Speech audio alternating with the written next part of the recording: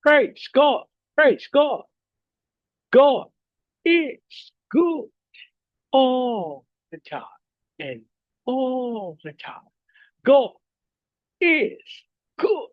Praise God. Praise God. Isang mapagpalang araw sa bawat isa.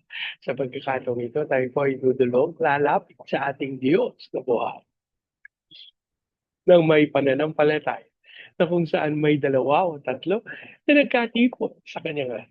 Naroon siya sa kanilang kalagitnaan. Sa araw na ito, tayo po ay dudulog sa Panginoon sa ngalan ng bayan ng Bombon sa probinsya ng Camarines. Ating hihilingin na maitatag ang altar ng ating manunubos sa bayan ng Bombon. May buta sa atong mga kaigsuunan diha sa Visayas ug sa Mindanao. Bisan pa katunga ng mga kaigsuunan nga na sa Luzon ug sa laing nasod. Dalaygo ang Ginoo sa walay katapusan. Ang ating pagsambay mula sa aklat ng mga awit, kapitong 8 kabanata, ang talata po ay 46. Dumating ang maninira sa taniman ng halaman, mga tanim ay kinain ng balak na di mabilang. Dumating ang maninira sa taniman ng halaman. Ang tanim ay kinain ng palang na di mabilang. Dumating ang maninira sa taniman ng halaman. Mga tanim ay kinain. Palang na di mabilang. Maraming Diyos na makapangyarihan sa lahat kami po'y nagpapasalamat sa pagkakataon na minsan pang makadulog at makalap sa iyong banal na harapan. Ama, kami po'y nagpapakumbaba, humihingi ng tawad sa lahat naming pagkakasala. Ang aming panalangin, ang banal na dugo ng aming manunubos ang siyang maglinis at umawi sa lahat naming karumihan. Habang amin din pong idinudulog sa iyo, ang bayan, Panginoon, ng Bombon sa Camarines Sur. Aming panalangin ng lahat ng altar at lahat ng kasunduan na ginawa sa bayan ng Bombon nang hindi ayon sa pangalan ng aming manunubos ay mapawalang bisa sa pangalan ni Jesus. At ang aming hiling tunay ang maitatag sa pangunguna ng iyong Santong Espiritu ay ang altar ng aming Panginoong Heso Kristo sa bayan ng Bombon. Maraming salamat po ang aming pag-asa at tinugon nyo. At tinanggap namin ang aming panalangin sa pangalan ng aming Panginoong Hesus. Amen. Amen. Amen. Amen. Amen. Amen. Amen. Amen. Praise God. Praise God. Ang ating pong pagpupulay ay mula sa aklat ng Genesis, 34 na kabanata. Ang talata po ay 8 hanggang 10. Sinabi ni Hamor, yaman din lamang na iniibig ni Shechem si Dina, bakit hindi pa natin sila ipakasal? Magkaisa na tayo, hayaan nating mapangasawa ng aming mga binata ang inyong mga dalaga at ang aming mga dalaga ang inyong mga binata. Sa gayoy, maari na kayong manatili dito sa aming lupain. Maari kayong tumira kung saan ninyo gusto. Maari kayong maghanap buhay at magkaroon ng ari-arian. Ang Diyos po ang magpala ng kanyang buhay at makapangyarihang salita. Sa bahagi po ito ng banal na kasulatan, makikita natin kung paanong may kagustuhan si Hamor na makipagkaisa sa nunong Jacob at sa kanyang sambayan. Pero kapag atin po itong tinignan, ang kadahilanan po nito ay yung pag-ibig ni Shechem, yung kanyang anak, kay Dina, na anak naman ng nunong Jacob. Ano po? Yung kanyang pagnanais na makipagkasundo ay upang ang dalawa ay maipakasal. Kaya, sabi niya, kapagka pinayagan natin 'to, magkaisa na tayo. Hayaan na nating mapangasawa ng aming mga binata ang inyong mga dalaga at yun namang mga dalaga namin para sa inyong mga binata. So, ito po yung unang premise na gusto niya na magkaroon ng, ah, katuparan, magkaroon na ng makapag-asawa, maging asawa ni Shechem si Dinah, na hindi lang sila, yung mga lipi nila. Ano po? Ito ay para sa pagkakaisa. Mga kapatid, kapag tinignan natin ang bahaging ito ng banal na kasulatan, ito ay nagbibigay sa atin ng napakaliwanag na katotohanan patungkol sa pakikipag-asawa. Huwag po nating kakaligtaan, hindi po tayo nag-aasawa dahil sa kagustuhan lang natin. Ano po? Isipin natin na kapag nag-asawa tayo, ang pinapakasalan natin ay yung lipi. Naku, hindi naman ako ganyan, Bernie. Ah, hindi naman ako mag-aasawa doon sa ano, kasi kailangan mahal ko yung pamilya niya. Eh, pwede niyo po yan sabihin. Pero hindi ba mahal ng asawa niyo, ng magiging asawa niyo yung pamilya niya? At hindi niya ba iko-consider yung mga desisyon, yung mga plano, yung mga layunin, lalo na po kapag mga mana-mana na ang pag-uusapan. Ano po? Hindi, wala namang mamanahin yung mga papangasawa ko. Oh, akala mo walang mamanahin, pero pagkatagal-tagal, naku, biglang merong isang kapamilya mula sa malayong probinsya ang nagpamana ng 10 hektaryang lupain. O, de paano na?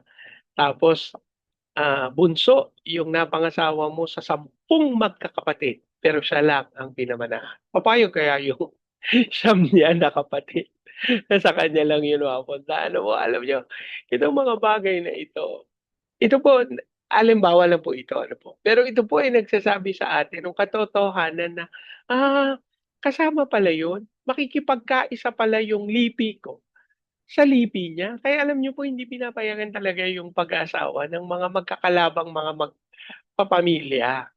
Ano po? Actually, hanggang sa ngayon, hindi madaling unawain yan at marami pa rin ang tumatanggi dyan. Pero mas marami po ang pumapanig kasi sa katotohanan ng ganitong mga bagay. Ano po? Isa pa, hindi mo kapareho ng relihiyon. Kasi 'di ba, di mas mainam nga yun, maipapaliwanag ko sa kanya yung relihiyon ko at maiunawaan ko rin yung relihiyon niya. Well and good, kung may sapat kang kakayahan para ihatid ang iyong napangasawa sa simbahan mo. Paano kung ikaw ang ihatid niya sa simbahan niya? Alam niyo po, ang katotohanan ito, magdadala sa atin sa napakaraming ano, ma hindi madali na sitwasyon. Magkakaanak kayo, ano ang gagawin niyo? Papabinyagan niyo ba o gagawin niyo dun sa paraan ng relihiyon nung, napangasawa mo? Naku, napakahalaga po nito kasi saan magsisimba yung mga anak niyo, ano? Sino ang sasamahan nila kapagka araw ng Linggo o Sabado ba ang simba nung napangasawa mo? So, itong mga bagay na ito, kinukonsidera, mga kapatid, yun sa mga mag-aasawa. Kaya nga ba ako ayoko na mag-asawa, eh. Yun, huwag niyo po yang gawing dahilan sa ayaw niyong pag-aasawa, ano po. Kung hindi, ito'y nangungusap sa atin, aba, dapat meron tayong ganap na kaunawaan. Ito pala yung pag-aasawa. Ganito pala ang mangyayari kapag nag-asawa.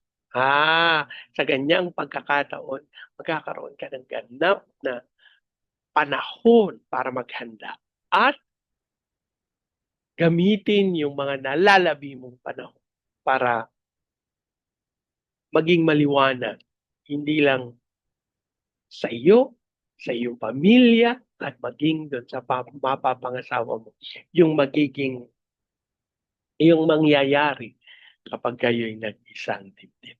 Alam niyo po, ako'y naniniwala na kapag ito po ay ating naituro, naunawa ng ating mga anak, ng ating mga kabataan, mas magkakaroon po sila ng responsableng pamamaraan ng pag-aasawa. Nang sa gayon, magiging pagpapala sila sa atin. Ito pong kwentong ito, hindi dito natatapos. Pero ako po'y naniniwala, ito yung nais ng Panginoon na ating pagtuunan ng pansin. Ang paghahanda para sa pag-aasawa, ang mainam na paghahanda ay magkakaroon ng mainam na solusyon sa hinaharap. Manalangin tayo. Ama naming Diyos na makapangyarihan sa lahat, kami po ay tunay na nagpapasalamat sa inyong karunungan at sa kakayahan na inyong ipinagkaloob upang aming ganap na maunawa ang inyong biyaya ng pag-aasawa. Kami po ay nagpapakumbaba. Lord, yung mga kapatid namin na single pa, ikaw po ang patuloy na magturo ng kaunawaan sa kanila sa pagpili ng tamang magiging kabahagi at magiging paraan, Panginoon, upang ang kanilang lakaran yung landas ng katwiran. Amin din pong idinudulog sa iyo, Panginoon, na ihatid mo yung aming mga kapatid higit sa kaunawaan, kung hindi doon sa responsibilidad ng paghahanda. At sa ganitong paraan, yung magiging bukas ng kanilang pamilya ay magiging pagpapala, hindi lang para sa kanila, kundi sa kanilang buong lipi. Maraming salamat. Ngayon pa lamang, dinadalangin namin sa iyo yung mga kapatid namin na nagdesisyon na magkaroon ng kanya-kanyang sarili, pamilya. Panginoon, sila po ibantayan mo, pagpalain at kalooban mo ng karunungan na nagmumula sa iyo. Habang amin din pong itinutulog sa iyo, Panginoon, ang bayan ng Bukod, ang aming panalangin sa pangalan ni Jesus. Lord, ang iyong katawan, Panginoong Jesucristo, sa bayan ng Bukod. Dasal namin ang pagkakaisa. Dasal namin ang unawaan. Dasal namin ang kapatawaran para sa isa't isa. Dalangin namin na ang pag-ibig na nagmumula sa iyo ay magmapaw sa sambayan ng ito at sa pangalan ni Jesus, ang bayan ng Bukod ay kilalanin ka bilang Diyos at tagapagligtas. Dalangin din po namin, Panginoon, sa pangunguna ng iyong Santong Espiritu, maitata ang altar ng aming Panginoong Yesu Cristo sa bayan ng Bukod. Lord, maraming salamat. We declare the fire of revival na nadaloy sa Baguio City, Cagayan de Oro, Legazpi, Lipa, Manila, Pampanga, pati sa kilusan mo po ng may kapangyarihan ng mga bayang ito. Ikaw din po magkaloob ng kaunlaran. At ayan mong maranasan ito ng buong Luzon, Visayas at Mindanao. Paintulot mo, Panginoon, na matapad ng aming bayan yung tawag mo to be the launching pad of the gospel, to be a missionary, sending country, and to be the America nation in the height of its glory. Saldin po namin ang pagkilos mo, Amang Diyos, sa aming mga misyonero, sa iba't ibang panig na daigdig. Ikaw pong gumabay, sumama, magtanggol sa kanila. Ngayon din po ang aming mga OFWs na tinawag bilang overseas Filipino witnesses. Siyan mo sila sumaksik sa mga layunin at mga pangitain na yung ipinagkaloob ko sa kanila. Kaya din po, Panginoon, sa aming mga training agencies, katulad ng may Lifeline, Asian Center for Missions, Elijah House, Philippines, Church Renewal, Asia Pacific, International Institute Studies. Lord, ikaw po, ang patuloy na magkaloob ng lahat ng pangangailangan ng mga ministeryong ito upang sila ay magtagumpay sa responsibilidad na ipinagkatiwala. By faith, Lord, dadaloy ang iyong kapangyarihan maging sa aming President Marcos, Vice President Duterte, sa Senado, Kongreso, Judiciary, Military, Police, Local Government. We declare the fear of the Lord na maghari sa aming gobyerno. Ipanatili mo, Panginoon, na matupad ng gobyerno ito ang dakilang layo Dasal namin ang pagbabago sa puso ng bawat lingkod mo upang kilalanin kami ng Diyos at tagapagligtas. Ito din yung aming panalangin para sa mga bayan na aming tutunguhin upang manalangin sa Vietnam, Cambodia, Myanmar, Laos, Thailand, Malaysia, Singapore, Indonesia, Brunei. Lord, dasal namin ang Santong Espiritu ang manguna sa mga iglesia, sa mga pastor, sa mga misyonero na aming makakagiig. Iling namin ang apoy ng revival na hindi mamamatay. Ang siyang manatili sa kanilang mga puso. At sila'y patuloy na maglingkod at umanap ng iyong dakilang kalooban. Habang kami din po ay nananalangin para sa Hong Kong, Macau, Taiwan. Lord, hiling namin ang iyong pagsama ng walang katulad sa mga bayan ito. As we also declare your fire of revival sa Japan, sa China, sa South Korea, North Korea, Russia, Brazil, at Amerika. Lord, habang patuloy namin sinasalita ang kapayapaan sa bansang Israel. Maraming salamat ang aming pag-asa. Tinugon at tinanggap namin ang aming panalangin sa pangalan ng aming Panginoon. Amen. Amen. Amen. Amen. Amen. Amen. Amen. Amen. Amen. Praise God. Praise God.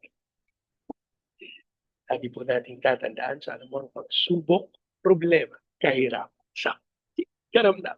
Tayo dudulog, lalapit, tatawag sa Panginoon dahil sa Diyos, wala imposible. Sa pagkakataong ito, yan yung salitain ko ang paspas ng Panginoon sa inyo at sa inyo sa bayan. I declare the everlasting love of the Father. I declare the unending blessings of the Son.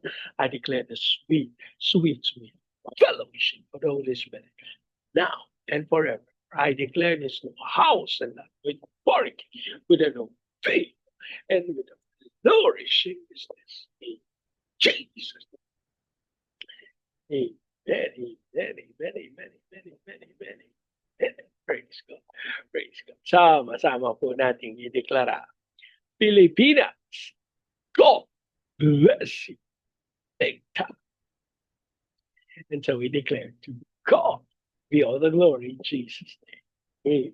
Amen, amen, amen, amen, amen, amen, amen, amen. Praise God. Praise God.